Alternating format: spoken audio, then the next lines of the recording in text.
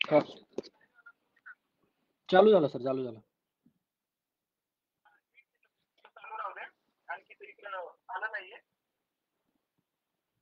दिसतोय मी आता? हो, दिसत असेल.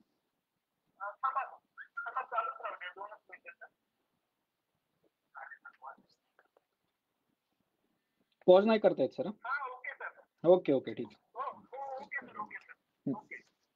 दार बंद करून द्या ना.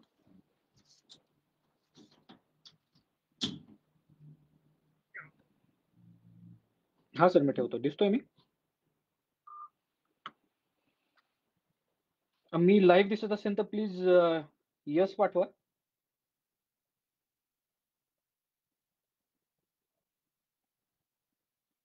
आणि एक्स्ट्रीमली सॉरी, मी माझ्या स्वतःच्याच अकाउंटवरती लाईव्ह गेलो होतो. त्यामुळे अर्धा तास मला तिकडेच बोलण्यात गेला माझा. मी पुरोगामी विचार मंचाची खूप दिलगिरी व्यक्त करतो. मी त्यांचा अर्धा तास वेळ घेतला आणि त्यांची भलतंच काहीतरी झालं. खरंच एक्स्ट्रीमली सॉरी. सर्व लोकं येतायत. 14 लोकं आहेत आणखीन. आपण थोडी वाट बघू प्लीज. कारण ह्या सत्राचं कारणच असं होतं, की काल आपण ज्ञान सत्ता प्राप्ती व जागृती अभियानमध्ये पण मी थोडंसं माझे एक्सपिरियन्स शेअर केले होते. तर त्यावेळेस बऱ्याचशा लोकांना जॉइन करता आलं नव्हतं. 100 लोकांचीच लिमिट होती Zoomमध्ये. म्हणून इकडं त्याचं म्हणजे दुसरं कारण असंही आहे पुरोगामी विचार मंचावर यायचं, की कालच्या लोकांना पण म्हणजे माझे जे एक्सपिरियन्स आहेत ते थोडे ऐकता यावेत. म्हणून थोडं आपण जर वाट पाहिली तर बरं होईल. 16 लोकं आहेत, 17 लोकं आहेत.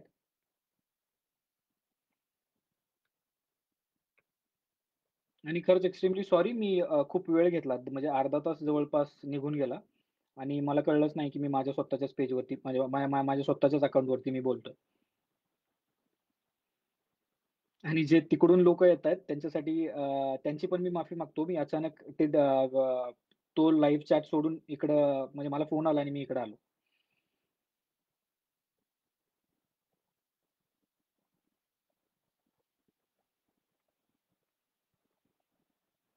सो ठीक आहे. लोकं येत राहतील. 20 लोकं आहेत. आपण चालू करूयात. नमस्कार. जय भीम, जय लहुजी, जय अण्णाभाऊ, जय शिवराय, जय भारत. माझं नाव विशाल बिभीषण लोमटे. मी राहणार तेर, तालुका, जिल्हा उस्मानाबाद. मराठवाड्यामध्ये एक छोटंसं गाव आहे. उस्मानाबाद जिल्ह्यामध्ये उस्मानाबाद शहरापासून 22 किलोमीटर अंतरावरती. तर तिथं मी राहतो. अ, माझ्या आईला बरीचशी लोकं ओळखतात. जोशीलाताई लोमटे. तर मी स्वतःला खूप खरंच धन्य मानतो, की मी जोशीलाताई लोमटेंचा मुलगा आहे. आणि माझ्याबद्दल जर सांगायचं झालं, तर माझं वय आत्ता 24 वर्ष आहे. मी माझं पूर्ण एज्युकेशन जे आहे ते म्हणजे 10वी पर्यंतचं एज्युकेशन मी सेमी इंग्रजी माध्यमातून केलंय आणि त्यानंतरचं एज्युकेशन ही मी बी-ए इकॉनॉमिक्सची डिग्री केली मी complete which is in English medium आणि त्यानंतर मी पोस्ट ग्रॅज्युएशन डिप्लोमा केला इन फॉरेन ट्रेड आणि आत्ता मी ऑस्ट्रेलियामध्ये युनिव्हर्सिटी ऑफ टेक्नॉलॉजी सिडनी ह्या महाविद्यालयामध्ये masters of management in supply chain हा कोर्स करतोय. मी एम-बी-ए करत नाही. माझ्या म्हणजे खूपच कमी वेळामध्ये हे अरेंज झालं त्याच्यामुळं कदाचित आयोजकाकडे माझ्याबद्दलची माहिती कमी होती. म्हणून त्यांनी एम-बी-ए इन इकॉनॉमिक्स असं थोडंसं कन्फ्युजन क्रिएट झालेलं आहे. पण माझी degree he masters of management आहे आणि measures in supply chain. Supply chain is business management म्हणजे बिझनेस मॅनेजमेंट असतो. म्हणजे कुठलीही वस्तू आपण एका ठिकाणाहून दुसऱ्या ठिकाणी घेतो, त्याच्यावरती प्रक्रिया करतो आणि मार्केटमध्ये विकतो.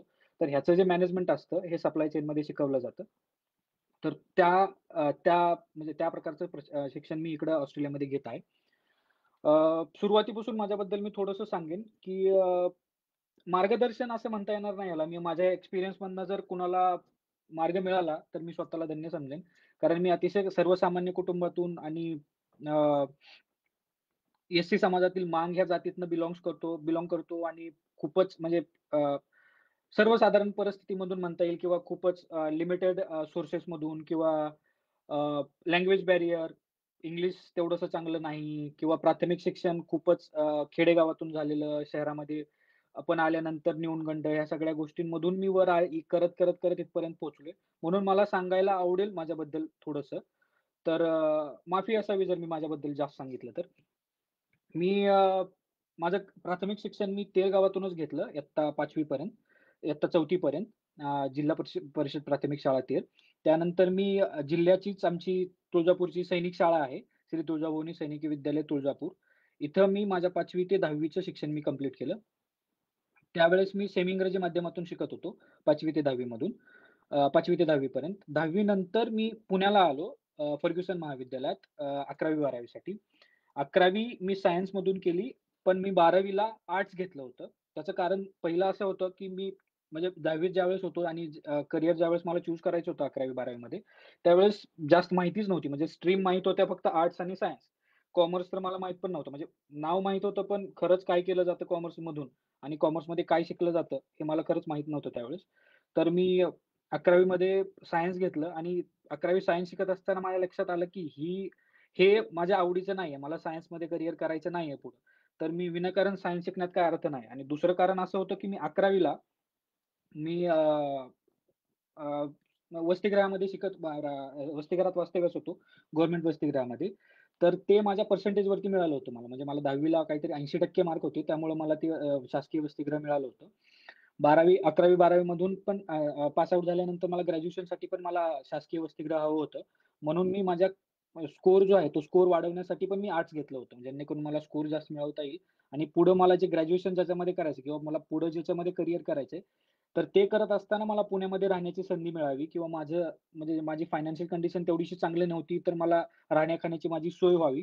म्हणून मी गव्हर्नमेंट वसतिगृहावरती फोकस ठेवला होता माझा आणि परत 12वी मध्ये 80% मिळवून मी गव्हर्नमेंट हॉस्टेलला ॲडमिशन घेतली. समाज कल्याणचं जे गव्हर्नमेंट हॉस्टेल असतं, तिथं मी शिकायला होतो. संत ज्ञानेश्वर हॉस्टेल बऱ्याचशा लोकांना माहीत असेल.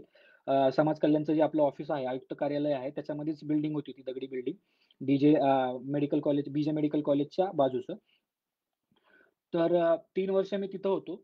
11 सॉरी ग्रॅज्युएशन नंतर ग्रॅज्युएशन पर्यंत मी त्याच वसतिगृहात राहिला होतो. पण ग्रॅज्युएशनच्या दुसऱ्या वर्षात म्हणजे मी 11 अ, अ, ग्रा एस-वाय-बी-एच्या दुसऱ्या सत्रामध्ये, दुसऱ्या सेमेस्टरमध्ये मी स्वतः पार्ट टाईम जॉब करून पैसे कमवायला सुरुवात केली होती. त्याचं कारण असं होतं की आई-वडील मला सपोर्ट करत होते घरून. म्हणजे आई माझी सर्वांनाच माहिती आहे. बऱ्याचशा लोकांना इथं म्हणजे आयोजकांना पण माहीत आहे, की माझी आई अंगणवाडी शिक्षिका आहे.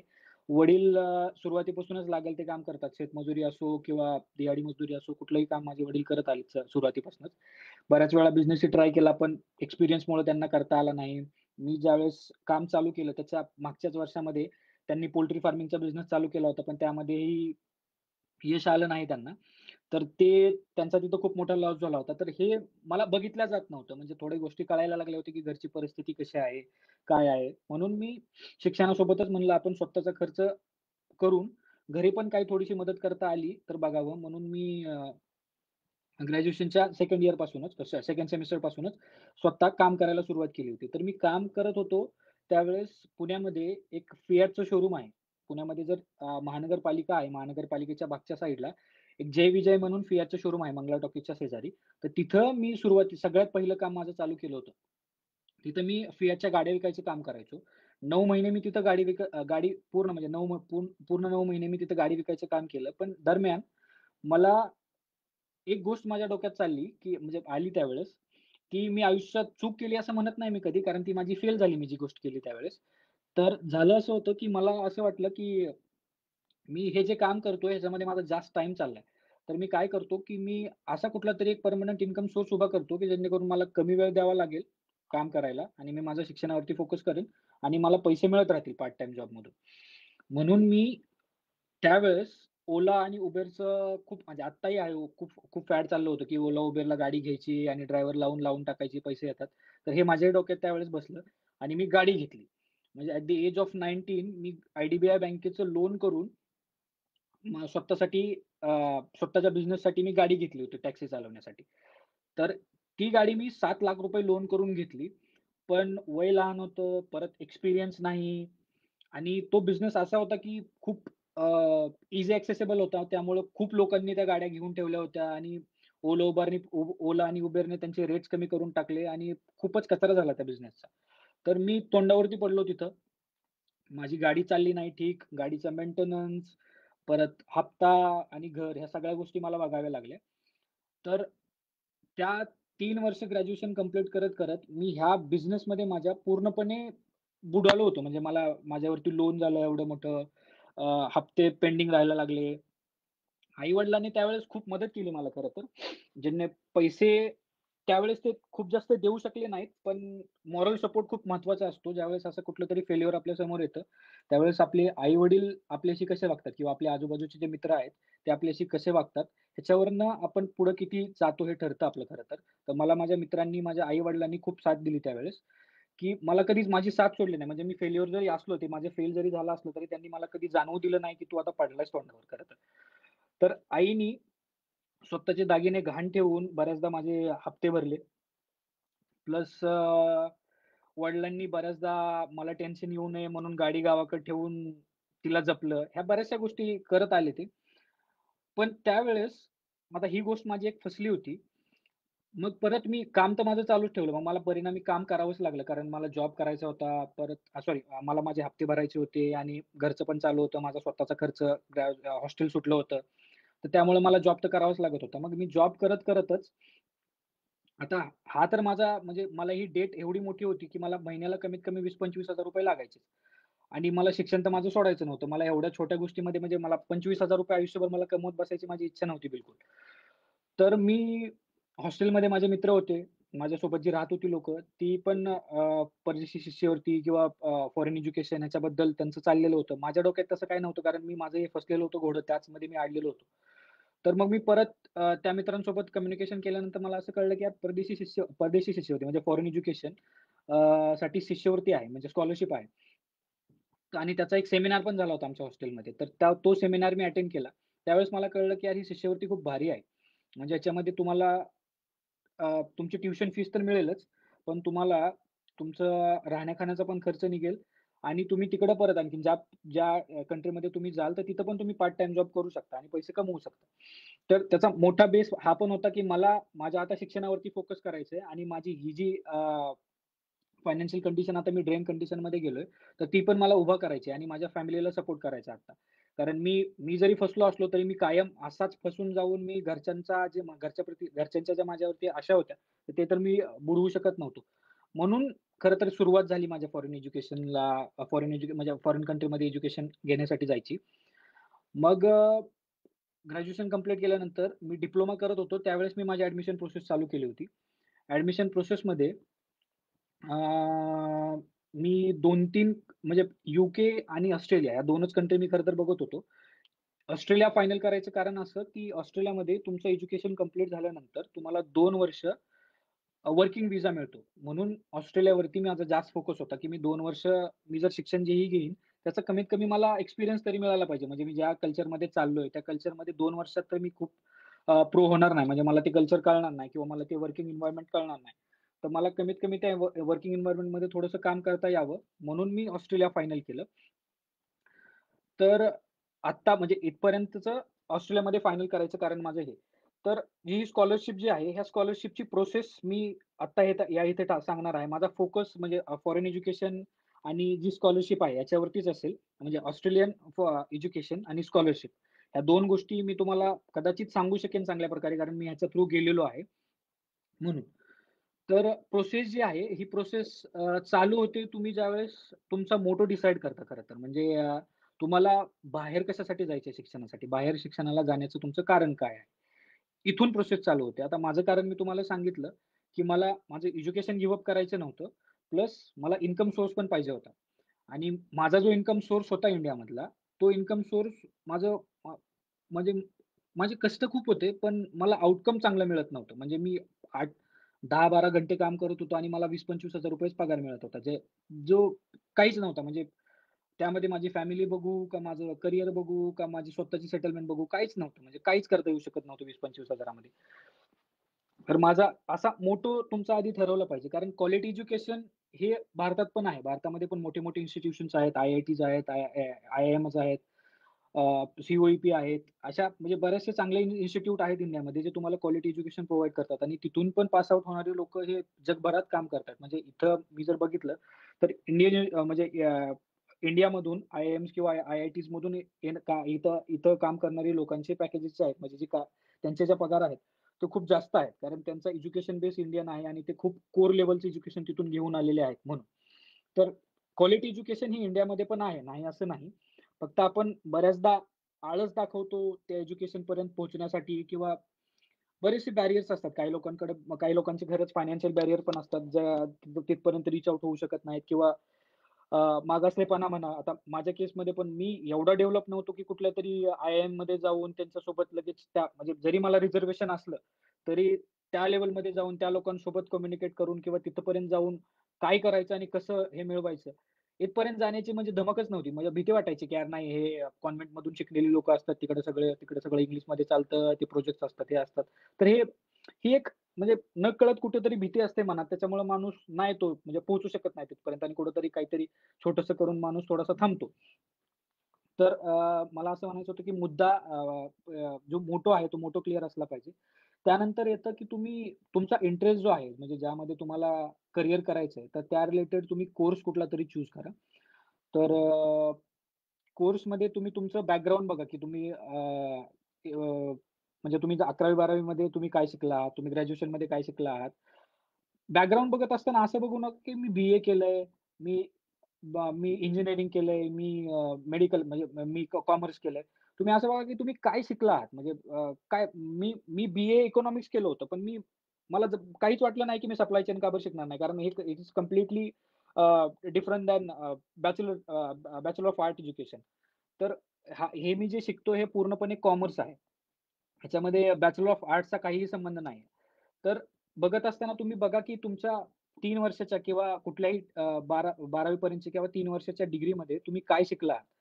तर हे शिकलेलं तुम्ही पुढच्या युनिव्हर्सिटीला म्हणजे तुम्ही जो कोर्स घेताय, पुढचा जो कोर्स घेताय त्याला किती रिलेट होतं हे बघा.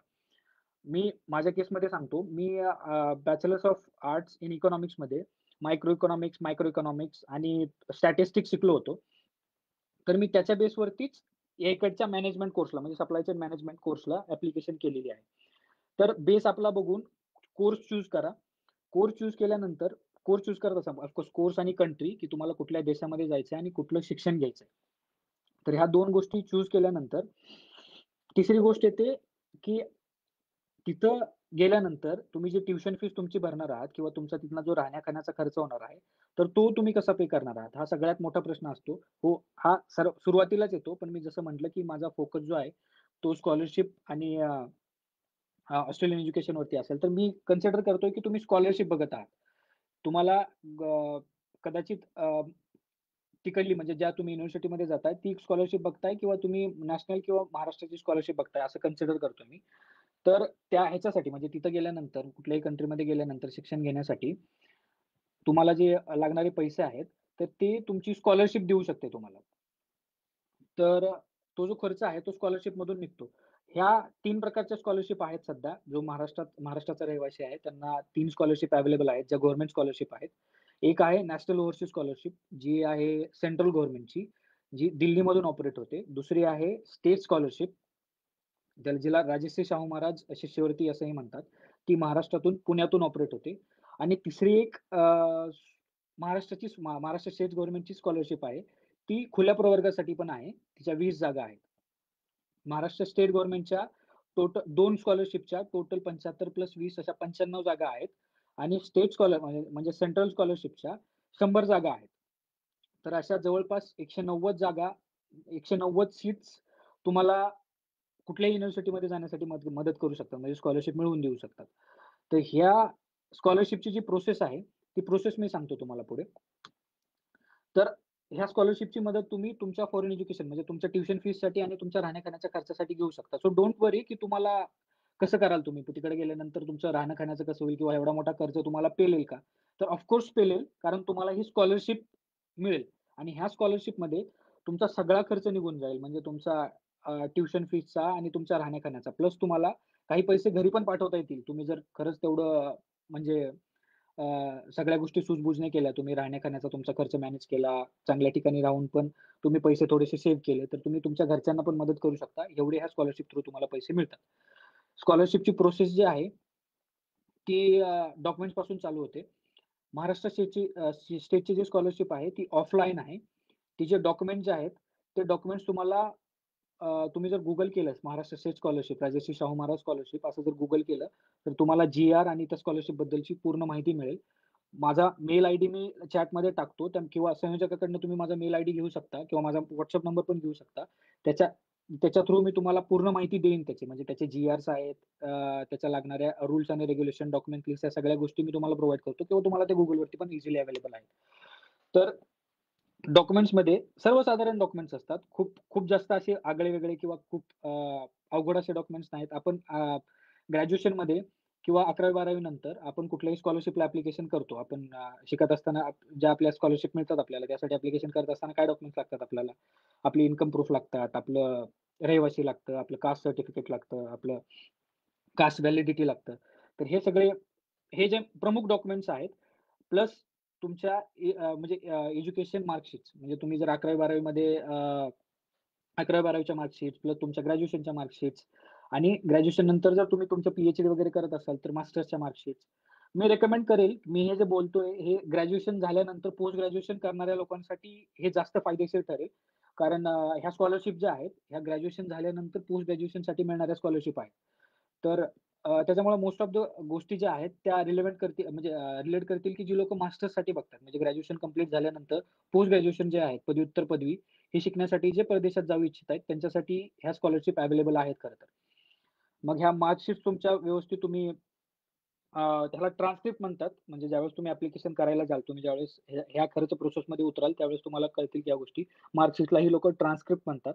तर ह्या ट्रान्सक्रिप्ट तुम्ही घेऊन ठेवा. पुणे युनिव्हर्सिटीकडनं पण तुम्हाला ट्रान्सक्रिप्ट मिळते पर्टिक्युलरली. तुम्ही जर ट्रान्सक्रिप्टला अप्लाय केलं, तर तुमच्या पूर्ण ग्रॅज्युएशनच्या जो मार्कशीट असतात, त्या एकाच पेजवरती म्हणजे एकाच ह्याच्यावरती तुम्हाला पूर्ण तुमचा डब्बा डेटा येतो पूर्ण. म्हणजे तुम्ही कुठल्या सब्जेक्टमध्ये किती स्कोर केला, किती सब्जेक्ट होते, हे सगळी माहिती तुमच्या ट्रान्सक्रिप्टवरती येते. तर ह्या ट्रान्सक्रिप्ट जमा करून ठेवा. प्लस तिसरी गोष्ट आहे लेटर ऑफ रिकमेंडेशन आणि एस-ओ-पी. लेटर ऑफ रिकमेंडेशन असं असतं, की तुम्ही ज्या शिक्षकांकडे शिकलात, तर ते शिक्षक तुम्हाला रिकमेंड करतात किंवा जिथं तुम्ही काम केलं, इन केस तुम्ही जर ग्रॅज्युएशन कंप्लीट केल्यानंतर कुठं काम केलं असेल. माझ्या केसमध्ये मी काम करत होतो आय-डी-एफ-सी बँकेमध्ये किंवा मी सेल्समध्ये काही ठिकाणी काम केलं. तर तिथले तुमचे मॅनेजर्स किंवा तिथले तुमच्या संस्थेतला कोणी एच-आरमधला मॅनेजर असतो. तर ही लोकं तुम्हाला रिकमेंड करतात, की बाबा हा खरंच चांगला माणूस आहे. याच्यामध्ये ह्या-ह्या क्वालिटीज आम्हाला दिसल्या. तर हा तुमच्या युनिव्हर्सिटीमध्ये येऊन शिकण्यासाठी पात्र आहे. तर अशा प्रकारचं एक रिकमेंडेशन ते तुम्हाला देतात. तर एल-ओ-आर म्हणतात त्याला, लेटर ऑफ रिकमेंडेशन. दुसरं एस-ओ-पी ही सगळ्यात महत्त्वाची गोष्ट आहे. एस-ओ-पी जे आहे स्टेटमेंट ऑफ पर्पज म्हणतात. तर स्टेटमेंट ऑफ पर्पजमध्ये तुम्हाला त्या पुढच्या युनिव्हर्सिटीला ज्यावेळेस तुम्ही ॲप्लिकेशन करता ना, त्या पुढच्या युनिव्हर्सिटीला दाखवावं लागतं, की तुमचं कारण काय आहे? की तुम्ही भारत सोडून ह्या कंट्रीमध्ये शिकायला का बरं येता? तर हे स्टेटमेंट ऑफ पर्पज पण तुमच्या डॉक्युमेंट लिस्टमध्ये असू द्या. कारण हे म्हणजे तुम्हाला स्कॉलरशिप ॲप्लिकेशन करण्यासाठी हे लागणार नाही. पण डॉक्युमेंट लिस्ट सांगतोय म्हणून सांगतो. हे स्टेटमेंट ऑफ पर्पज पण महत्त्वाचा म्हणजे महत्त्वाचा टप्पा आहे या पूर्ण प्रोसेसमधला. तर स्टेटमेंट ऑफ पर्पज काय असतं ह्याच्याबद्दल माझ्याकडून ऐकण्यापेक्षा तुम्ही Google करा. स्टेटमेंट ऑफ पर्पजचे तुम्हाला फॉर्मॅट्स मिळतील. YouTubeवरती व्हिडिओज बघा. स्टेटमेंट ऑफ पर्पज कसं लिहायचं? स्टेटमेंट ऑफ पर्पजमध्ये नेमक्या कुठल्या गोष्टी हायलाइट करायच्या असतात किंवा कुठल्या कंट्रीसाठी कशा प्रकारचं स्टेटमेंट ऑफ पर्पज लिहावं लागतं. ह्या सगळ्या गोष्टी Googleवरती किंवा YouTubeवरती अवेलेबल आहेत. आय विल रिकमेंड की तुम्ही कुठलीही गोष्ट ज्यावेळेस मी पण ही जिथं म्हणजे ह्या फोरममध्ये मी जेवढ्या गोष्टी डिस्कस करतोय, तर हे तुम्ही आणखीन एकदा Googleमध्ये जाऊन डिस्कस करा. कारण मी हे जे बोलतोय हे सगळं Google किंवा मी माझ्या एक्सपिरियन्समधनंच बोलतोय. ह्याच्यात काय कुठलं रॉकेट सायन्स नाही की मला हे प्राप्त झालंय आणि मी तुम्हाला सांगतोय. असं काही नाही. ह्या सगळ्या गोष्टी इझिली अवेलेबल आहेत. Googleवरती तुम्हाला मिळून जातील. तर डॉक्युमेंट लिस्ट मी सांगत होतो. हे एक आहे की तुमचे इन्कम सर्टिफिकेट्स, तुमचे कास्ट सर्टिफिकेट्स आणि तुमचे एज्युकेशनल डॉक्युमेंट्स हे मेन डॉक्युमेंट्स असतात. स्कॉलरशिपची प्रोसेस जी आहे, ही प्रोसेस मी महाराष्ट्र गव्हर्नमेंटची प्रोसेस सांगतो. महाराष्ट्र गव्हर्नमेंटची स्कॉलरशिप जी आहे, ही मेमध्ये ॲडव्हर्टाइजमेंट येते त्यांची. प्रत्येक वर्षाच्या मे महिन्यामध्ये ते ॲडव्हर्टाइज करतात. यावर्षी थोडासा प्रॉब्लेम चाललेला आहे त्यांचा.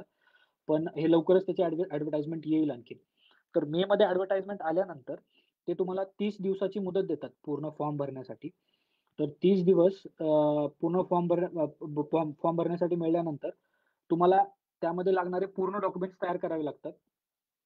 फॉर्ममध्ये तुम्हाला वेगळे-वेगळे क्लॉज आहेत. तुमचं मग इन्कम शो करावं लागतं तिथं. तुम्ही कुठल्या तुमचे ग्रॅज्युएशनमध्ये तुमचे कुठल्या ठिकाणी किती मार्क्स म्हणजे ग्रॅज्युएशनमध्ये तुमचे मार्क्स किती होते, या सगळ्या गोष्टी ते चेक करतात. म्हणजे त्याच्या एलिजिबिलिटी क्रायटेरिया जो आहे, तो असा आहे, की तुमचं इन्कम जे आहे, ते 6,00,000 असलं पाहिजे आणि तुमचं पर्सेंटेज जे आहे, म्हणजे तुम्ही ग्रॅज्युएशनमध्ये कमीत कमी 55% मार्क तुम्हाला असले पाहिजे. तरच तुम्ही ह्या स्कॉलरशिपला एलिजिबल असता. ठीक आहे. तिसरी महत्त्वाची गोष्ट आहे, की हे तुमचं ॲप्लिकेशन तुम्ही सबमिट केल्यानंतर सर्टिफिकेशन होतं. त्यामध्ये तुम्हाला ते तुम्ही जे डॉक्युमेंट्स दिलेत आणि तुमची जी युनिव्हर्सिटी आहे सॉरी तुम्हाला डॉक्युमेंट सोबतच म्हणजे ह्या ॲप्लिकेशन प्रोसेसमध्ये डॉक्युमेंट सोबतच तुम्ही युनिव्हर्सिटीला जे ॲडमिशन घेतलंय, त्यांच्याकडनं एक ऑफर लेटर येतं, की तुम्ही आमच्या युनिव्हर्सिटीला आला आहात आणि तुम्हाला एवढा-एवढा खर्च लागेल आणि तुमच्या कोर्सचं नाव हे आहे, असं सगळं पूर्ण डिटेल असणारं एक ऑफर लेटर तुम्हाला युनिव्हर्सिटी पाठवून देते. तर त्या ऑफर लेटर आणि तुमच्या डॉक्युमेंट सोबत तुम्ही ॲप्लिकेशन करू शकता स्टेट गव्हर्नमेंटला 30 दिवसामध्ये. त्यानंतरच्या 15 ते 20 दिवसामध्ये ते पूर्ण तुमचे डॉक्युमेंट चेक करतात. तुमची युनिव्हर्सिटीची रँकिंग चेक करतात आणि तुमचा रिझल्ट लावतात. तर हा रिझल्टची प्रोसेस. आता हा रिझल्ट जो लागतो तुम्हाला स्कॉलरशिप देण्यामध्ये क्रायटेरिया जे आहेत, ते तुम्हाला सुरुवातीला 2 सांगितले, की इन्कम क्रायटेरिया आणि तुमचं पर्सेंटेज. ह्या 2 गोष्टी ह्या एलिजिबिलिटीसाठी आहेत. पण तुम्हाला जे सिलेक्शन जे आहे, ते सिलेक्शन होतं तुम्ही ज्या युनिव्हर्सिटीमध्ये ॲडमिशन घेतली आहे, त्या युनिव्हर्सिटीचं रँकिंग काय आहे वर्ल्ड वाईड. तर हे वर्ल्ड वाईड रँकिंग जे आहे ना, हे रँकिंग आहे क्यूएस आणि टाइम्स हायर एज्युकेशन अशा ती 2 ऑर्गनायझेशन आहेत. ह्या जगभरातल्या पूर्ण युनिव्हर्सिटीजला रँकिंग देतात. तर ह्या रँकिंगनुसार ह्या युनिव्हर्सिटीचं जे रँकिंग येतं, त्या रँकिंग पहिल्या 300 रँकिंग असणाऱ्या युनिव्हर्सिटीमध्ये तुम्ही ॲडमिशन करू शकता स्टेट गव्हर्नमेंटच्या स्कॉलरशिपसाठी. तर तुमच्या युनिव्हर्सिटी जर रँकिंग जर हायर असेल, तर तुम्हाला स्कॉलरशिप मिळण्याचे चान्सेस जास्त असतात. पहिल्या 300 मध्ये तुम्ही एलिजिबल राहता, पण 75 जागांमध्ये 300 लोकांपैकी 75 जागांमध्ये ज्या लोकांनी चांगल्या युनिव्हर्सिटी म्हणजे हायर रँकिंग असणाऱ्या युनिव्हर्सिटीमध्ये ॲडमिशन घेतलेली आहे, तर त्या लोकांना स्कॉलरशिप दिली जाते. समजा मी 3 लोकं आहेत. एकाचं ॲडमिशन जगातल्या 20 क्रमांकाच्या युनिव्हर्सिटीमध्ये झालेलं आहे. दुसऱ्याचं ॲडमिशन 52 क्रमांकाच्या आणि तिसऱ्याचं 100 क्रमांकाच्या युनिव्हर्सिटीमध्ये झालं असेल. तर 20 क्रमांकवाल्याला पहिला प्रेफरन्स दिला जाईल, त्यानंतर 52 वाल्याला आणि त्यानंतर 101 वाल्याला. तर जेणेकरून तुमचा फोकस असा ठेवा, की हायर रँकिंग असणाऱ्या युनिव्हर्सिटीमध्ये तुम्ही ॲडमिशन घ्या. ठीक आहे. तर ह्या स्कॉलरशिप म्हणजे ह्या रँकिंगच्या म्हणजे युनिव्हर्सिटीमध्ये ॲडमिशन घेतल्यानंतर अ, पूर्ण डॉक्युमेंट्स दिल्यानंतर तुमचा रिझल्ट लागतो, जो तुमच्या युनिव्हर्सिटीच्या रँकिंगनुसार आणि सप्टेंबर म्हणजे ऑगस्ट किंवा सप्टेंबरमध्ये पूर्ण प्रोसेस कंप्लीट होते. तर रिझल्ट लागल्यानंतर आणखीन एक दुसरी प्रोसेस असते, की ती असते तुमचं व्हेरिफिकेशन होतं. व्हेरिफिकेशनमध्ये तुमचं ॲड्रेस व्हेरिफिकेशन आणि तुम्ही जे इन्कम दाखवलेलं आहे, तर त्या इन्कमचं पण व्हेरिफिकेशन होतं. हे व्हेरिफिकेशन करण्यासाठी समाज कल्याणचा माणूस स्वतः घरी येतो तुमच्या, स्टेट गव्हर्नमेंटच्या स्कॉलरशिपमध्ये आणि तो व्हेरिफाय करतो, की तुम्ही ॲड्रेस तुमच्या बरोबर दिलेले आहेत का? तुम्ही दिलेल्या सगळ्या गोष्टी म्हणजे जी तुमची माहिती तुम्ही जी समाज कल्याणाला दिलेली आहे, ती खरी आहे का? तर ह्या गोष्टी चेक होतात तिथं. तो माणूस येऊन तुमच्या पूर्ण गोष्टी चेक करून परत मग रिपोर्ट परत जातो आणि तुम्हाला फायनल सँक्शन येतं. फायनल सँक्शनमध्ये ह्या स्कॉलरशिपमधून तुम्हाला तुमची ट्युशन फीस मी मागेच सांगितलं, की तुमची ट्युशन फीस पूर्ण दिली जाते. तुम्हाला तुमच्या विमानाचं भाडं पण दिलं जातं. तुम्ही फ्लाय करत असाल इकॉनॉमी क्लासचं साध्या आणि लवकरात लवकर पोहोचणाऱ्या विमानाचं भाडं दिलं जातं. प्लस तुम्ही इथं राहायला आल्यानंतर तुमचा जो इथं राहण्या-खाण्याचा खर्च आहे, तोही दिला जातो आणि ह्याची एक तरतूद असणारं तुम्हाला प्रॉपर लेटर दिलं जातं. त्याला स्कॉलरशिप फायनल अप्रूव्हल लेटर म्हणतात. तर त्या फायनल अप्रूव्हल लेटर सोबत तुम्ही तुमच्या युनिव्हर्सिटीला कॉन्टॅक्ट करता, की माझ्याकडे आता हे फायनल अप्रूव्हल लेटर आहे आणि तुम्ही दिलेली ऑफर. तर ह्याच्यानुसार मला तुमच्या युनिव्हर्सिटीमध्ये ॲडमिशन घ्यायची आहे. तर हे जे जे स्कॉलरशिप लेटर आहे, हे स्कॉलरशिप लेटर तुमच्याकडे आल्यानंतर तुमच्या व्हिसाची प्रोसेस चालू होते खरं तर. अ, व्हिसामध्ये आणि ह्या तुमच्या ॲडमिशन प्रोसेसमध्ये तुम्हाला मदत करण्यासाठी भरपूर ऑर्गनायझेशन्स अवेलेबल आहेत. म्हणजे एजन्सीज आणि बेसिकली हे रिप्रेझेंटेटिव्हज असतात युनिव्हर्सिटीजचे.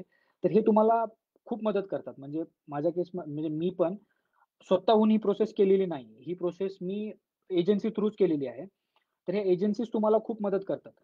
हे जे मी तुम्हाला सांगतोय, हे तुम्ही जर एखाद्या कुठल्या एजन्सीमध्ये जाऊन जर विचारलत, तर तुम्हाला खूप चांगल्या प्रकारे सांगतील. तुमच्या केस वाईज सांगतील, की तुमचा प्रोफाईल असा आहे, तर तुम्ही ह्या कंट्रीमध्ये जाऊ शकता.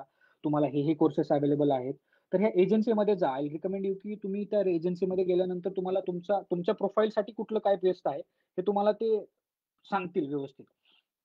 आणि प्रोसेस पण ते तुमची करून देतील. त्यांना युनिव्हर्सिटीज त्यांचं कमिशन त्यांना देतात. आपल्याकडनं बऱ्याच केसेसमध्ये ते पैसे घेत नाहीत.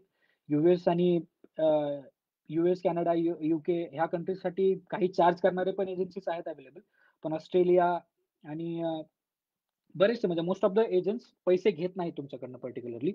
पण तुम्ही जर त्यांच्याकडे गेलात तर तुमची प्रोसेस खूप फास्ट होऊन जाते. तर मी सांगत होतो, की व्हिसा प्रोसेस जी आहे, हे तुमचं जो स्कॉलरशिप आहे, स्कॉलरशिपचं फायनल लेटर जे आहे, त्याच्यानंतर तुमची व्हिसा प्रोसेस चालू होते. तर व्हिसा प्रोसेस खूप सोपी आहे आपल्यासाठी. ज्याचं लोन आहे त्यांना थोडासा वेळ लागतो व्हिसा मिळण्यासाठी. पण ज्याच्याकडे स्कॉलरशिप आहे त्या लोकांना म्हणजे माझा व्हिसा तर फक्त 5 मिनिटात आला होता. मी ॲप्लिकेशन पूर्ण केल्यानंतर 5व्या मिनिटाला मला व्हिसा आलेला होता. तर स्कॉलरशिप असलेल्या लोकांसाठी व्हिसा प्रोसेस खूप सोपी आहे. व्हिसा पटकन मिळून जातो. हे झालं Maharashtra state government through scholarship मिळवून व्हिसा घेण्याची प्रोसेस. तुम्हाला आणखीन एक 2-3 प्रकारच्या स्कॉलरशिप सांगितल्या मी. दुसरी स्कॉलरशिप आहे नॅशनल ओव्हरसीज स्कॉलरशिप. ही सेंट्रल गव्हर्नमेंटची स्कॉलरशिप आहे. ह्या स्कॉलरशिपचे डॉक्युमेंट जे आहेत, ते जवळपास सेम आहेत. सगळे डॉक्युमेंट तसेच लागतील तुम्हाला. तुमचे इन्कम सर्टिफिकेट्स, तुमचे मार्कशीट्स आणि तुमचे कास्ट सर्टिफिकेट, व्हॅलिडिटी ह्या सगळ्या गोष्टी सेम आहेत. त्यासोबतच तुम्हाला ज्या युनिव्हर्सिटीमध्ये तुम्ही ॲडमिशन घेतलंय त्याचं ऑफर लेटर हे लक्षात असू द्या. मी सांगत असताना गफलत केली. तर ऑफर लेटर जे आहे हे कायम तुमच्याकडे सुरुवातीला असलं पाहिजे ॲप्लिकेशन करण्याच्या आधी. तुम्ही युनिव्हर्सिटीमध्ये ॲप्लिकेशन केलेली असली पाहिजे. त्या युनिव्हर्सिटीने तुम्हाला ऑफर लेटर दिलेलं पाहिजे. ऑफर लेटरमध्ये तुमचा कोर्स आणि जर कुठली कंडिशन असेल तर ह्या सगळ्या गोष्टी क्लिअरली मेन्शन असलेल्या पाहिजेत. तर ऑफर लेटर खूप महत्वाचं आहे युनिव्हर्सिटीकडनं. तर ह्या ऑफर लेटर सोबत आणि तुमच्या डॉक्युमेंट सोबत तुम्ही स्कॉलरशिपला ॲप्लिकेशन करू शकता. तर नॅशनल ओव्हरसीज जी स्कॉलरशिप आहे, सेंट्रल गव्हर्नमेंटची जी स्कॉलरशिप आहे, तिची प्रोसेस ऑनलाईन झाली आहे रिसेंटली. तर मला ही नॅशनल ओव्हरसीज स्कॉलरशिप मिळालेली आहे. मी स्टेट गव्हर्नमेंटची स्कॉलरशिप घेतलेली नाहीये. मी नॅशनल ओव्हरसीज स्कॉलरशिप म्हणजे जी सेंट्रल गव्हर्नमेंटची स्कॉलरशिप आहे, त्यांची स्कॉलरशिप घेतलेली आहे. तर माझी प्रोसेस ऑफलाईन होती. त्यांनी रिसेंटलीच आता ऑनलाईन प्रोसेस केली आहे. तर नॅशनल ओव्हरसीज स्कॉलरशिप असं जर तुम्ही Google केलं, तर तुम्हाला त्यांची लिंक मिळेल आणि त्या लिंकवरती पूर्ण माहिती अवेलेबल आहे. जसं स्टेट गव्हर्नमेंटचं मी सांगितलं, तशी पूर्ण माहिती अवेलेबल आहे तिथं, की तुम्ही ॲप्लिकेशन कशी करायची. 31 जुलैपर्यंत आता त्यांचं पोर्टल पण ओपन आहे. जर कोण ज्यांच्याकडे ऑफर लेटर आहे आत्ता, तर ते ॲप्लिकेशन करू शकतात. तुमचे डॉक्युमेंट्स लागतील तुम्हाला. डॉक्युमेंट्स भरत असताना त्यांचं म्हणजे जे ॲप्लिकेशन प्रोसेस आहे, ॲप्लिकेशन फॉर्म आहे, तो भरत असताना त्यांचं मॅन्युअल बघा. त्या मॅन्युअलमध्ये तुम्हाला कळेल, की ॲप्लिकेशन कसं भरायचंय. थोडीशी प्रोसेस लेंदी आहे, पण you can try for that, की लवकरात लवकर होईल तुमचं. म्हणजे जर प्रोसेस त्यांनी जर फास्ट केली या पॅन्डेमिकच्या सिच्युएशनमध्ये पण, तर तुम्हाला पुढचा जो इंटेक आहे, हे सगळं क्लिअर झाल्यानंतर मार्च इंटेक जो आहे तो कदाचित मिळू शकेल. तर ही प्रोसेस ऑनलाईन आहे. ह्या स्कॉलरशिपचे पण बेनिफिट सेम आहेत. तुम्हाला ट्युशन फीस, तुमचं राहणे-खाण्याचे एक्सपेन्सेस आणि तुमचं विमान भाडं, ह्या सगळ्या गोष्टी तुम्हाला मिळतील. ठीक आहे. फरक काय आहे 2 स्कॉलरशिपच्या प्रोसेसमध्ये? तर प्रोसेसमध्ये असा फरक आहे, की बेसिकली ऑनलाईन आहे ती. दुसरी गोष्ट नॅशनल ओव्हरसीज स्कॉलरशिप म्हणजे जी सेंट्रल गव्हर्नमेंटची स्कॉलरशिप आहे, त्यांचं जे व्हेरिफिकेशन आहे, त्यांचं व्हेरिफिकेशन पोलीस थ्रू होतं. म्हणजे मी तुम्हाला सुरुवातीला सांगितलं, की महाराष्ट्र स्टेट गव्हर्नमेंटचं जे व्हेरिफिकेशन आहे, त्यामध्ये एक समाज कल्याणचा माणूस घरी येतो आणि तुमचं व्हेरिफिकेशन वगैरे करून जातो. तर हे नॅशनल गव्हर्नमेंटचे जे स्कॉलरशिप देणारी जी डिपार्टमेंट आहे, तर त्यांचं पोलीस व्हेरिफिकेशन होतं. तुमच्या जिल्हाधिकाऱ्याकडं पत्र येतं तुमच्या व्हेरिफिकेशनसाठी आणि जिल्हाधिकाऱ्या थ्रू एस-पी ऑफिसला आणि एस-पी ऑफिसमधून तुमच्या लोकल पोलीस स्टेशनमध्ये येऊन, लोकल पोलीस तुमच्या घरी येऊन तुमचं व्हेरिफिकेशन करून रिपोर्ट पाठवून देतात. तर ह्या प्रोसेसमध्ये थोडासा वेळ लागतो. तर नॅशनल ओव्हरसीज स्कॉलरशिप म्हणजे जी सेंट्रल स्कॉलरशिप आहे, तर तिची प्रोसेस जरा लांब आहे स्टेट स्कॉलरशिपपेक्षा. म्हणजे 1 वर्षाचा पूर्ण वेळ तुमचा जाऊ शकतो त्यामध्ये. पण स्टेट स्कॉलरशिप 3 महिन्यामध्येच कंप्लीट होते, जिच्या 75 जागा आहेत. नॅशनल ओव्हरसीज स्कॉलरशिपमध्ये बेनिफिट असं आहे, की मी स्टेटमध्ये सांगितलं, की तुमच्या युनिव्हर्सिटीचं जे रँकिंग आहे ते 300 असलं पाहिजे. म्हणजे जगातल्या 300वे क्रमांकाच्याच युनिव्हर्सिटीमध्ये जर तुमचं ॲडमिशन असेल, तर तुम्हाला ही स्कॉलरशिप मिळते. पण नॅशनल म्हणजे जी सेंट्रल स्कॉलरशिप आहे, त्याच्यामध्ये तुमचं रँकिंग 1000 असलं तरी चालेल. म्हणजे जगातल्या ज्या 1000 युनिव्हर्सिटीज आहेत, त्यापैकी कुठल्याही युनिव्हर्सिटीमध्ये तुम्ही ॲडमिशन घेऊ शकता. पण अगेन तेच आहे, की तिकडे पण मेरिट लागतं. ज्याच्या युनिव्हर्सिटीचं रँकिंग हायर त्याला प्रेफरन्स दिला जातो. ज्याच्या युनिव्हर्सिटीचं रँकिंग लोअर त्याला मागे ठेवलं जातं. तर आय विल रिकमेंड की तुमच्या युनिव्हर्सिटीचं रँकिंग चांगलं असेल ह्याची खात्री करा. म्हणजे तुमचे स्कॉलरशिप मिळण्याचे चान्सेस वाढतात. तर ही झाली नॅशनल ओव्हरसीज स्कॉलरशिप. बेनिफिट सेमच आहेत दोन्हीचे. तिसरी आहे जी स्टेटची ओपन वर्गासाठीची जी स्कॉलरशिप आहे, त्याची पण प्रोसेस जवळपास सेम आहे. पण जी सिलेक्शन प्रोसेस आहे, सिलेक्शन प्रोसेसमध्ये तुमच्या एलिजिबिलिटी क्रायटेरियामध्ये ते 60% मार्क्स बघतात तुमचे. नॅशनल ओव्हरसीज स्कॉलरशिपमध्ये पण तुम्हाला कमीत कमी 60% मार्क असले पाहिजे आणि इन्कम लिमिट जे आहे ते 6-8 लाखाचं असलं पाहिजे. तिकडे पण आहेत. ही माहिती तुम्हाला Googleवरती इझिली अवेलेबल आहे खरं तर. इकडे मी तुम्हाला कन्फ्यूज करून टाकण्यापेक्षा तुम्ही जर नॅशनल ओव्हरसीज स्कॉलरशिप Googleवरती बघितलं, तर तुम्हाला सर्व माहिती मिळेल. त्याच्यामध्ये त्यांचा एक हे पण आहे, ब्रोशर पण आहे. त्या ब्रोशरमध्ये तुम्हाला ही सर्व माहिती व्यवस्थित त्यांनी एक्सप्लेन केलेली आहे, की इन्कम लिमिट्स काय आहेत, मग त्या प्रोसेस प्रोसेस कशी आहे किंवा काय करायचं आणि कोण कोण ह्याला खरंच एलिजिबल आहे आणि त्याच्यामध्ये मिळणारे खरंच बेनिफिट्स किती आहेत आणि काय आहेत, त्या सगळ्या गोष्टी एक्सप्लेन केलेल्या आहेत Googleवरती. तर तिसरी स्कॉलरशिप आहे स्टेट गव्हर्नमेंटची. त्याच्यामध्ये 20 जागा आहेत. इन्कम लिमिट 20 आहे आणि एलिजिबिलिटी म्हणजे तुमच्या ग्रॅज्युएशनमध्ये तुम्हाला 60% मार्क असले पाहिजे. पण ह्या स्कॉलरशिपमध्ये तुमच्या 10वी-12वीचे आणि 10वीचे आणि 12वीचे पण मार्क्स कन्सिडर केले जातात. तुम्ही तिकडे पण तुमचे मार्क्स, तिकडले पण मार्क्स तुमचे बघितले जातात, की तुम्हाला तिकडे पण मार्क्स किती आहेत. तिकडले पण मार्क्स तुमचे हाय असले पाहिजे. तरच तुमचे चान्सेस वाढतात घेण्याचे. तर ह्या झाल्या 3 स्कॉलरशिप. आता ह्या स्कॉलरशिप मिळाल्यानंतर नेमकं म्हणजे ह्या स्कॉलरशिप जर मिळाल्या नाहीत, तर आणखीन काही ऑप्शन आहेत का? तर आहेत, ऑप्शन आहेत. ह्या जर स्कॉलरशिप मिळत नसतील तुम्हाला, तर ऑप्शन आहेत. आय विल अगेन से की ऑप्शन प्रत्येक गोष्टीला आहे. म्हणजे तुम्ही जर खरंच ठरवलं असेल, की मला आता भारताच्या बाहेर जाऊन शिक्षण घ्यायचंच आहे आणि तुमची परिस्थितीत पण एवढी ही नाही, की तुम्ही कुठलंतरी लोन करून शिक्षण घेऊ शकाल बाहेर. तरी पण तुम्हाला ऑप्शन्स अवेलेबल आहेत. फक्त पेशन्स असले पाहिजे. जर तुमचं ग्रॅज्युएशन झालेलं असेल आणि तुम्ही मास्टर्सला शोधत असाल आणि मास्टर्सला पण तुमचं होत नाही असं कळतंय तुम्हाला, तर यू कॅन स्टिल वेट. तुम्ही आणखीन वाट बघा. तुमचं मास्टर्स कंप्लीट करा. तुम्ही पी-एच-डीसाठी किंवा तुम्ही रिसर्च करण्यासाठी पण बाहेर जाऊ शकता. रिसर्च करण्यासाठी युनिव्हर्सिटी खूप जास्त फेलोशिप किंवा स्कॉलरशिप देतात. म्हणजे त्यामध्ये बाहेर देशातले जे गव्हर्नमेंट आहे, म्हणजे बाहेर म्हणजे ऑस्ट्रेलियन गव्हर्नमेंट किंवा यूएस गव्हर्नमेंट, कॅनेडियन गव्हर्नमेंट, हे गव्हर्नमेंट तुम्हाला ह्या कंट्री त्या कंट्रीमध्ये जाऊन रिसर्च करण्यासाठी तुम्हाला स्कॉलरशिप देतात, फेलोशिप देतात. काल डॉक्टर बी.एन. गायकवाड सर पण सांगत होते. त्यांना म्हणजे अमेरिकेतली सगळ्यात मोठी फेलोशिप मिळाली होती. तर त्याचे पण बेनिफिट्स त्यांनी काल सांगितले होते. तर अशा फेलोशिप आणि स्कॉलरशिप रिसर्चसाठी अवेलेबल असतात. तर तुम्ही एकदा डोक्यात आणा तुमच्या, की आत्ता ह्या क्षणी मला जायचं आहे बाहेर. तर काय करावं लागेल?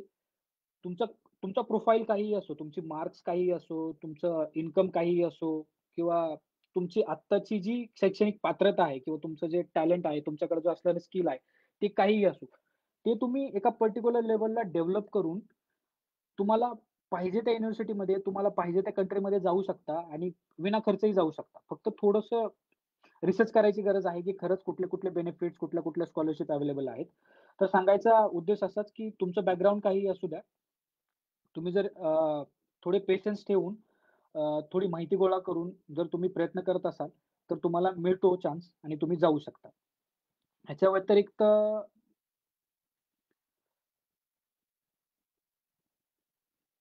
मला वाटतं आय हॅव क्लिअर एव्हरीथिंग. हां, एंट्री रिक्वायरमेंट पण माझं बोलायचं राहून गेलं. तर एंट्री रिक्वायरमेंट जी आहे, ती एंट्री रिक्वायरमेंट अशी आहे, की तुम्हाला ज्यावेळेस तुम्ही कोर्स चूज करता, त्यावेळेस त्या कोर्समध्ये ॲडमिशन घेण्यासाठी त्यांची एक एंट्री रिक्वायरमेंट असते. म्हणजे बेसिकली इंग्लिश नॉलेज टेस्ट करतात बरेचसे कोर्स आणि बऱ्याचशा युनिव्हर्सिटीज. तर तुम्ही इंग्लिशमध्ये तुमचं हे कसं आहे, प्रोफिशियन्सी कशी आहे, हे ते लोकं चेक करतात. ते चेक करत असताना बघतात काय, तर तुमचं रीडिंग स्किल, तुमचं रायटिंग स्किल, तुमचं लिसनिंग स्किल आणि तुमचं स्पीकिंग स्किल ह्या चारही गोष्टी ते चेक करतात. हे चेक करण्यासाठी वेगवेगळ्या एक्झामिनेशन्स आहेत. जसं IELTS आहे, जसं Pearson test of English, PT आहे, जसं GRE आहे. मॅनेजमेंट कोर्सेस असतील तर GMAT आहे. तर ह्या वेगवेगळ्या एक्झामिनेशन आहेत, ज्या तुम्ही पास करून तुमची प्रोफिशियन्सी दाखवू शकता पुढच्या युनिव्हर्सिटीला. तर हे एंट्री रिक्वायरमेंटच दिलेलं असतं त्यांनी. एंट्री रिक्वायरमेंट म्हणजे एंट्री रिक्वायरमेंटमध्येच त्यांनी क्रायटेरिया दिलेला असतो, की तुम्हाला ह्या कोर्सला जर ॲडमिशन घ्यायची असेल, तर तुम्हाला इंग्लिश नॉलेज तुमचं इंग्लिश नॉलेज ह्या बँडपर्यंत असलं पाहिजे. बँड हे असं आहे, की IELTS किंवा कुठल्याही लँग्वेज टेस्ट ज्यावेळेस तुमचं चेक केलं जातं, त्यावेळेस त्याचा एक पर्टिक्युलर बँड असतो. म्हणजे 1 to 9 किंवा 10 to 90 असं ह्या बँडमध्ये तुमच्या नॉलेजनुसार म्हणजे तुमच्या इंग्लिशच्या नॉलेजनुसार तुमचा एक बँड येतो पर्टिक्युलरली. IELTSचं जर आपण एक्झाम्पल घेतलं, तर त्यामध्ये तुमचा 6.5 किंवा 7 किंवा 9 तुमच्या नॉलेज स्किलनुसार तुमचा बँड येऊ शकतो. तर त्या त्या एंट्री रिक्वायरमेंट ते दाखवतात तिथं. त्या एंट्री रिक्वायरमेंट तुम्हाला फुलफिल कराव्या लागतात. त्या फुलफिल केल्यानंतरच तुम्हाला पुढील कोर्ससाठी ते किंवा तुमच्या ॲप्लिकेशनला ॲप्लिकेशनला ते ग्राह्य धरतात. ह्या एंट्री रिक्वायरमेंट्स आहेत. तर सर्वात पहिल्यांदा ह्या एंट्री रिक्वायरमेंट्समध्ये काय रिक्वायरमेंट्सवरती काम करण्याची गरज आहे. त्या एंट्री रिक्वायरमेंट्स बघा, की जी-आर-ई कुठं लागते, कुठं आयएल्स लागते, कुठं पी-टी लागते. ह्याची तयारी तुम्ही सुरुवातीलाच करू शकता. ह्याची तयारी करणं ही सोपं आहे. पैसे लागणार नाहीत तुम्हाला तयारी करण्यासाठी. सुरुवातीचा म्हणजे एकदम बेसिक लेव्हलवरती तुम्ही YouTubeवरती व्हिडिओज आहेत, ते व्हिडिओज बघा. Googleवरती पण बरीचशी माहिती मिळेल तुम्हाला. अ, YouTube हा सगळ्यात मोठा सोर्स आहे ह्या ह्या एक्झामिनेशनची तयारी करण्याचा. YouTube हा सगळ्यात मोठा सोर्स आहे. कारण ह्याचे म्हणजे तुम्हाला जे जे टेक्निक्स आहेत, ह्या वेगवेगळ्या लोकांनी टेक्निक्स तिकडे दिलेल्या आहेत. म्हणजे तुमच्या IELTSमध्ये तुमचं जर पर्टिक्युलरली स्पीकिंग वीक असेल, तुमचं जर रायटिंग वीक असेल, तर तुम्ही कशाप्रकारे ते डेव्हलप करू शकता. तर ह्याचे बरेचसे व्हिडिओ तुम्हाला YouTubeवरती दिसतील. तर मी पण माझा पूर्ण पूर्ण जो माझं जे प्रिपरेशन आहे, ते मी पूर्ण YouTubeवरतीच बघून केलेलं आहे. एक क्लास लावला होता मी, पण त्यावेळेस माझं ज्यावेळेस क्लिअर होत नव्हतं, त्यासाठी मग पर्टिक्युलरली मी कुठं नेमकं माझं काय कमी पडतं हे बघण्यासाठी मी एक क्लास लावला होता. तर तो क्लास कंप्लीट केल्यानंतर माझं क्लिअर झालं आणि मी इथपर्यंत येऊ शकलो. YouTubeवरनं तुम्ही ही माहिती मिळवून तुम्ही सुरुवात करू शकता. तर ओव्हरऑल हेच आहे. तुम्हाला स्कॉलरशिप अवेलेबल आहेत. प्लस तुम्ही सुरुवात करू शकता. कोणीही कुठल्याही लेव्हलवरनं येऊ शकतं. काल नितीन राऊत म्हणून एक मित्र मिळाला. वक्ते होते कालच्या ह्याच्यामध्ये. तर त्यांनी तर मुक्त विद्यापीठामधनं त्यांची डिग्री कंप्लीट केली होती आणि यूकेमध्ये क्यूएस रँकिंग 50 असणाऱ्या युनिव्हर्सिटीमध्ये त्यांनी त्यांचं ग्रॅज्युएशन कंप्लीट म्हणजे पोस्ट ग्रॅज्युएशन कंप्लीट केलं. तर कुणीही करू शकतं, it is very, very, very easy and anybody can get it. तर एवढंच म्हणेन शेवटी, की प्रयत्न करा. मिळेलच, प्रॉब्लेम काही नाहीये. बाकी मला पुरोगामी विचार मंचांनी इथं बोलण्यासाठी लायक समजलं. हाच माझ्यासाठी खूप ही ही माझ्यासाठी खूप मोठी गोष्ट आहे. कारण जसं मी म्हटलं, की आय एम ओन्ली 24 आणि मी एवढा स्वतःला आणखीन लायक मानत नाही, की मी कोणाला तरी मार्गदर्शन करू शकेल. पण पुरोगामी विचार मंचाने मला त्या लायक समजलं आणि मला इथं बोलण्याची संधी दिली. त्यामुळे मी त्यांचे खूप आभार मानतो. अ, आभार मानतो मी माझ्या आईचे. अ, आभार मानण्यासारखी गोष्ट आहे कारण तिच्यामुळं मी कदाचित माझ्याच बंधू-भगिनींना बोलण्याचा म्हणजे मला संधी मिळाली. त्यामुळेही तिचे मी वेगळे स्पेशल आभार मानतो आज. प्लस तुम्ही इथं उपस्थित राहिलात आणि तुमचा मोलाचा वेळ देऊन इथं हे ऐकलत मी जे बोलतोय, त्यासाठी मी तुमचे आभार मानतो. थोडंसं कन्फ्युजिंग आहे. थोडंसं म्हणजे Facebook live I have never tried it, की म्हणजे पुढं कोणच दिसत नाही. आपण कोणाशी बोलतोय काय माहीत नाही. त्याच्यामुळं थोडंसं कन्फ्युजिंग वाटू शकतं. मलाही कळत नाही मी कसा बोललोय, काय बोललोय खरं तर. कारण हे खरंच खूप कन्फ्युजिंग आहे. पुढं कोणच दिसत नाही आणि आपण बोलतच चाललोय. ज्यावेळेस इंटरॅक्शन होतं म्हणजे समोरून कोणतरी बोलत असेल, कोण दिसत असेल, पुढच्या माणसाचे हावभाव दिसत असतील, तर थोडंसं बोलण्याला वेगळेपणा येतो किंवा थोडंसं क्लिअरली बोलता येतं. पण इथं तसं पॉसिबल नाहीये. आहेत टेक्निकल बॅरियर्स आहेत आपल्याला म्हणता येईल. बाकी एवढं बोलून मी थांबतो आणि तुमची रजा घेतो. जय भीम. बाकी जर काही प्रश्न असतील तर तुम्ही चॅट बॉक्समध्ये विचारू शकता. म्हणजे जर पर्टिक्युलरली कोणाला कशाबद्दल विचारायचं असेल तर आय एम अवेलेबल म्हणजे मी सांगू शकतो काही प्रॉब्लेम नाही.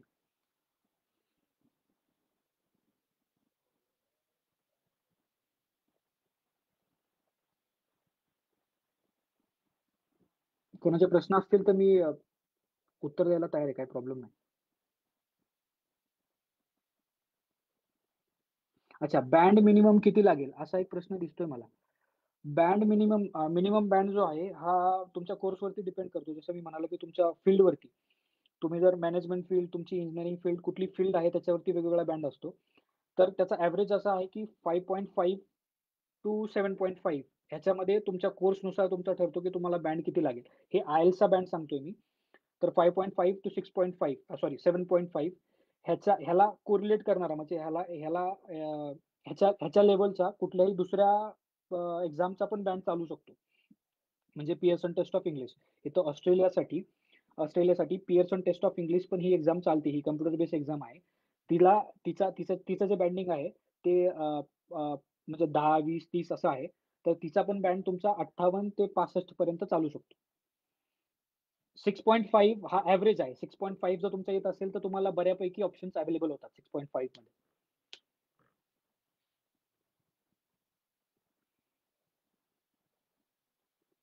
आणखीन काय दिसतंय?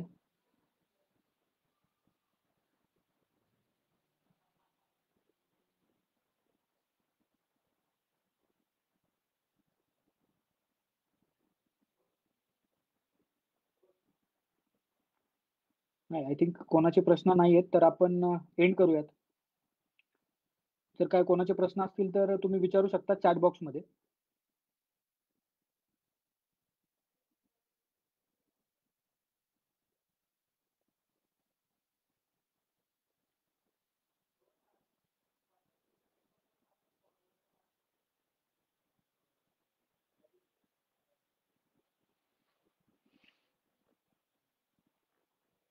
अच्छा, एम-ई मास्टर्स ऑफ इंजिनिअरिंग जर म्हणायचं असेल तुम्हाला, मास्टर्स ऑफ इंजिनिअरिंग, तर ग्रॅज्युएशनमध्ये तुमचे मार्क्स जे आहेत, ते मार्क्स किती आहेत बघा. पर्टिक्युलरली स्कॉलरशिपबद्दल म्हणेन मी, की तुम्हाला जर 55% पेक्षा जर जास्त मार्क्स असतील आणि 60% पेक्षा जास्त असतील. 60% पेक्षा जर जास्त असतील, तर तुम्हाला 3 ऑप्शन्स अवेलेबल आहेत स्कॉलरशिपसाठी. सुरुवातीला स्कॉलरशिपवरती फोकस करा. कारण एम-ई हे जे एज्युकेशन आहे मास्टर्स लेव्हलचं, हे खूप जास्त म्हणजे चांगल्या कंट्रीजमध्ये ऑस्ट्रेलिया झालं, यू-एस झालं, ह्या कंट्रीजमध्ये हे खूप जास्त महागडं शिक्षण आहे. तर तुम्हाला स्कॉलरशिप असलेली कधीही बरी. म्हणून तुमचं जर पूर्णपणे म्हणजे ॲग्रीगेट मार्क्स जे आहेत तुमचे डिग्रीचे, ते जर 60% असतील तर वेल एंड गुड. 55 असतील तरीही तुम्हाला ऑप्शन्स अवेलेबल आहेत. तर पहिली स्टेप अशी आहे, की तुम्ही तुमच्या जी-आर-ईची तयारी करा. जी-आर-ई ही ॲप्टिट्यूड टेस्ट आहे. तर त्याची तयारी करा. कारण बऱ्याचशा कोर्सेसमध्ये ॲडमिशन घेण्यासाठी हा जी-आर-ईचा कोर्स स्कोर लागतो. तर जी-आर-ईची तयारी हा पहिली स्टेप असेल तुमच्या ॲडमिशन प्रोसेससाठी एम-ईच्या. आणि दुसरी असेल, की तुम्हाला स्कॉलरशिप कुठली मिळते हे बघा. गव्हर्नमेंट स्कॉलरशिप तर अवेलेबलच आहेतच. पण तुम्ही आणखीन म्हणजे कुठली कंट्री तुम्ही फायनल करताय, त्या कंट्रीमध्ये कुठल्या स्कॉलरशिप अवेलेबल आहेत का? किंवा तुम्ही पर्टिक्युलरली कुठल्या युनिव्हर्सिटीमध्ये ॲडमिशन करताय, तर त्या युनिव्हर्सिटीच्या कुठल्या स्कॉलरशिप अवेलेबल आहेत का? तर हे सर्च करा. मोस्ट ऑफ द टाईम तुम्ही तुमचा वेळ जो आहे ना, ज्यावेळेस तुम्ही ज्यावेळेस ही तयारी चालू करता, त्यावेळेस तुमचा वेळ युनिव्हर्सिटीच्या वेबसाईटवरती खूप स्पेंड करा. युनिव्हर्सिटीची वेबसाईट तुम्ही खूप जास्त बघा. त्या वेबसाईटवरती भरपूर माहिती अवेलेबल असते. स्कॉलरशिप्स असतात, त्यांचे इव्हेंट्स असतात वेगवेगळे. कधी-कधी कुठली-कुठली नवीन एखादी स्कॉलरशिप किंवा कुठलीतरी फेलोशिप येऊ शकते, जी तुम्ही खूप जास्त फिट बसू शकता त्यामध्ये. तर ह्या सगळ्या गोष्टी तुम्ही जर बघत गेलात, तर तुम्हाला काही ना काही मार्ग मिळेल त्यातून. Job opportunities in campus interview. Job opportunity okay. तर आपल्या इकडं जे कॅम्पस आहे, कॅम्पस जी कन्सेप्ट आहे, कॅम्पस म्हणजे आपल्या इकडं कसं होतं, की फायनल इयरमध्ये कंपनी म्हणजे युनिव्हर्सिटी पर्टिक्युलरली एक फेअर ऑर्गनाइज करते, ज्यामध्ये कंपनीचे एच-आर येतात आणि पोरांचे इंटरव्ह्यू घेऊन, ॲप्टिट्यूड घेऊन, इंटरव्ह्यू घेऊन त्यांना सिलेक्ट करून जॉब देऊन जातात. तर असं इकडं होत नाही. इकडं युनिव्हर्सिटीचं एक हब असतं. करियर हब किंवा एक डिपार्टमेंट असतं पर्टिक्युलरली जे स्टुडंट पास आउट होतात किंवा जे पास आउट व्हायला तयार आहेत. तर त्या स्टुडंटवरती काम करतात ते. त्यांच्या करियरवरती काम करतात. तर तिकडं तुम्ही रजिस्टर करून किंवा त्या त्या डिपार्टमेंट थ्रू तुम्ही इंटर्नशिप मिळवू शकता किंवा त्या डिपार्टमेंट थ्रू तुम्ही ॲप्लिकेशन्स तुमचे करू शकता बाहेरच्या म्हणजे ज्या ज्या काही ऑर्गनायझेशन्स आहेत किंवा कंपनीज आहेत, प्रायव्हेट ऑर्गनायझेशन असतील, गव्हर्नमेंट ऑर्गनायझेशन असतील, तर त्यांना तुम्ही ॲप्लिकेशन करू शकता. तुम्हाला ते तुमचा प्रोफाइल बनवून देतील, तुमचा प्रोफाइल डिझाइन करतील ते, तुमच्या रिझ्यूमे बिल्डिंगसाठी मदत करतील. पण तुम्हाला असा जॉब नाही देणार. म्हणजे आपल्या इकडे जी पद्धत आहे ना, की युनिव्हर्सिटीज तुम्हाला जॉब देते. म्हणजे ज्या युनिव्हर्सिटीचा कॅम्पस चांगला आहे, तिकडे जाण्याची आपली ओढ जास्त असते. तर असं नाहीये इकडे. म्हणजे युनिव्हर्सिटी तुम्हाला जॉब देत नाही. पण तुम्ही ज्या युनिव्हर्सिटीमध्ये जर शिकला असाल ना, तर तुम्हाला डेफिनिटली जॉब मिळेल. तर असं आहे हे campus selection.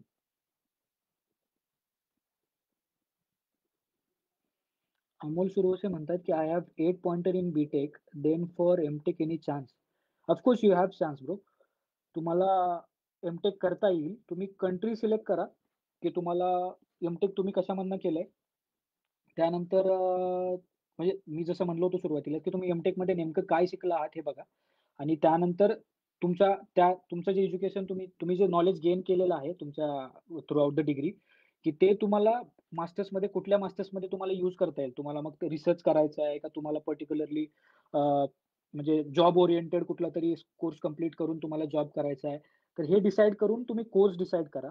Course country decide करून स्कॉलरशिप्स बघा. 8 पॉइंटर इज व्हेरी गुड. तुम्हाला स्कॉलरशिप पण मिळतील आणि तुम्हाला चांगली युनिव्हर्सिटी पण मिळेल. What about political economy? Political economy आता काय म्हणायचं यांना? What about political economy? Political आणि इकॉनॉमी हे जर कोर्सबद्दल म्हणत असाल, तर हे ह्युमॅनिटी सायन्सचे कोर्स आहेत. ह्युमॅनिटी सायन्सचे सब्जेक्ट आहेत. ह्युमॅनिटी सायन्समध्ये पण स्कोप आहे. रिसर्च करू शकता तुम्ही ह्युमॅनिटी सायन्समध्ये. ह्युमॅनिटी सायन्समध्ये तुम्हाला पोस्ट ग्रॅज्युएशनला येणं मी रिकमेंड करणार नाही.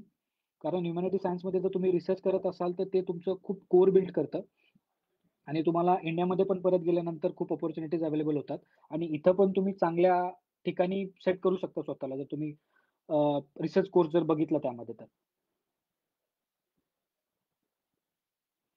First where to apply for M E.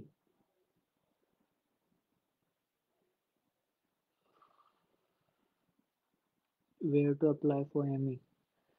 अच्छा, तुम्हाला जर असं म्हणायचं असेल, की एम-ई करण्यासाठी कुठली कंट्री किंवा कुठला कोर्स चांगला आहे, तर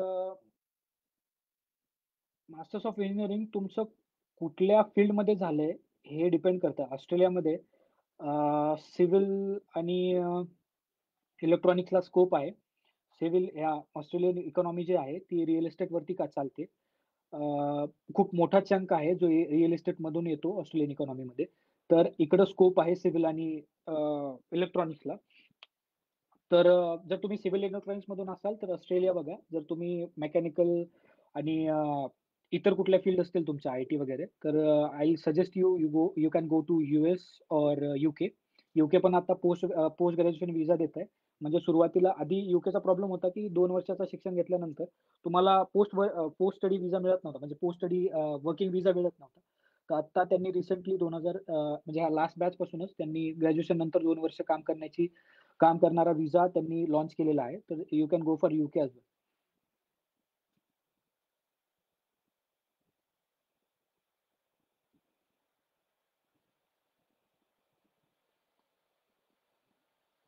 आणखीन कोणाचं मिस होत असेल किंवा कोणाचं वर जर मिस झालं असेल, तर मला तुम्ही परत एकदा आणखीन पाठवू शकता.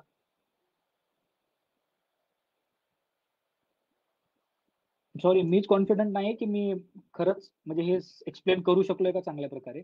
तर माझा ईमेल ॲड्रेस मी इकडे चॅट बॉक्समध्ये लिहितो. तुम्ही मला डायरेक्टली तुमचे क्वेशन्स पाठवू शकता. मी तुम्हाला तिकडे म्हणजे पर्टिक्युलरली तुमच्या क्वेशनबद्दल मी चांगल्या प्रकारे सांगू शकेन.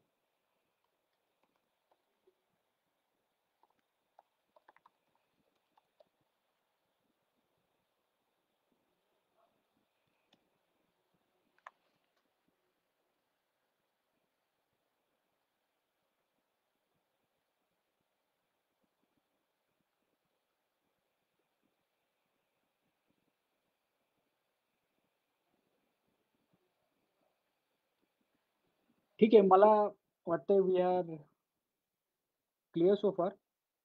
तर मी तुमची रजा घेतो. धन्यवाद. परत एकदा मी पुरोगामी विचार मंच नाशिक यांचे खरंच खूप, खूप, खूप मनापासून आभार मानतो, की मला इथं तुम्ही बोलण्याची संधी दिली. आणि तुम्ही सर्व लोक इथं म्हणजे जवळपास 40-50 लोकं कंटिन्युअसली 1 तासापासून ऐकत आहेत. तर तुम्ही तुमचा मोलाचा वेळ दिला त्याबद्दल मी तुमचे आभार मानतो आणि मी तुमची रजा घेतो. धन्यवाद. जय भीम, जय भारत.